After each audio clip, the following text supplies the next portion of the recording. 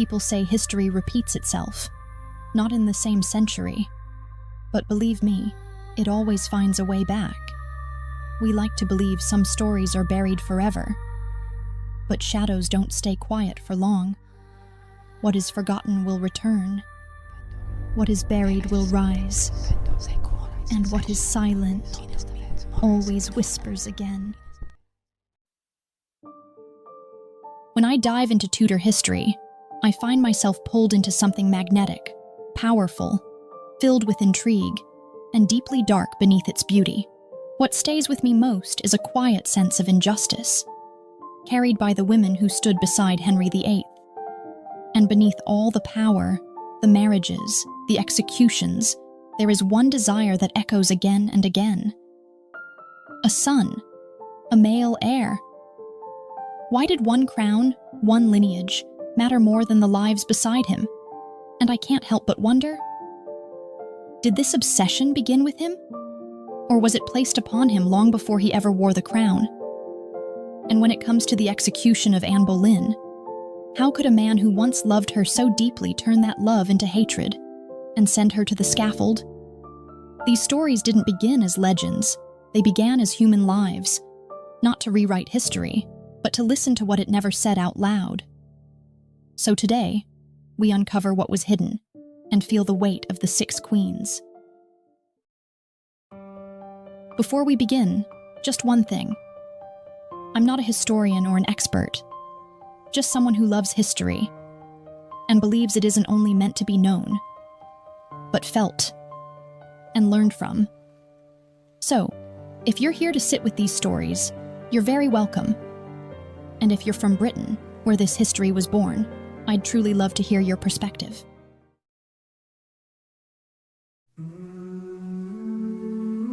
In 1491, Henry VIII was born not a tyrant, not a monster, just a little baby boy. And at the moment of his birth, no one imagined that history would one day revolve around him. Henry was not born to rule. He was born as the second son of the King of England. His father was Henry VII, the founder of the Tudor dynasty, a man who won the crown through war, not inheritance, a king shaped by conflict, calculation, and survival. To Henry VII, power was never romantic. It was fragile, something that could be taken away, lost or torn apart, just as it had been during the Wars of the Roses. Every decision he made was careful, measured, rooted in fear of instability. His mother, Elizabeth of York, a woman whose very existence symbolized peace, born into the House of York, once the enemy of the House of Lancaster.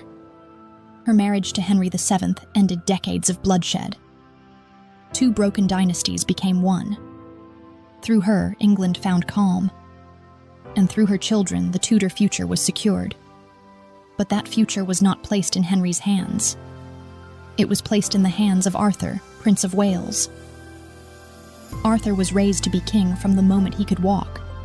He was educated, prepared, and shaped for the crown. Everything revolved around him. Henry watched, from a distance. As the second son, Henry lived a quieter life. No weight of destiny sat on his shoulders. No expectation followed his every step. No one feared what he might become, because no one believed he ever would. While Henry grew in the shadows, history moved forward, without him. In 1501, England welcomed a new presence.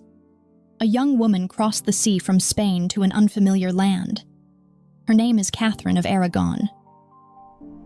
She crossed the sea from Spain not as a girl chasing a dream, but as a promise between kingdoms. Catherine was the youngest daughter of Ferdinand of Aragon and Isabella of Castile, the rulers who had united Spain into one of the most powerful kingdoms in Europe. They had conquered Granada, funded Columbus, and reshaped the map of the world. From the moment she could walk, Catherine was raised to understand that birth was never just identity. It was duty. She did not arrive in England as a romantic bride, but as strategy. England needed Spain, and Spain needed England. And to seal that alliance, Catherine was sent to marry the future King of England, Prince Arthur. She was 16, he was 15. The court celebrated and the future appeared secure. At least, that is how it seemed. After the celebrations of their wedding faded, Arthur and Catherine were sent to Ludlow Castle, just as every Prince of Wales before him. Ludlow was meant to be the beginning of Arthur's future, a quiet place where he would learn to govern and prepare for the crown. Catherine followed him there, still only 16, stepping into a role she had been trained for all her life. But within those cold stone walls, hope took an unexpected turn.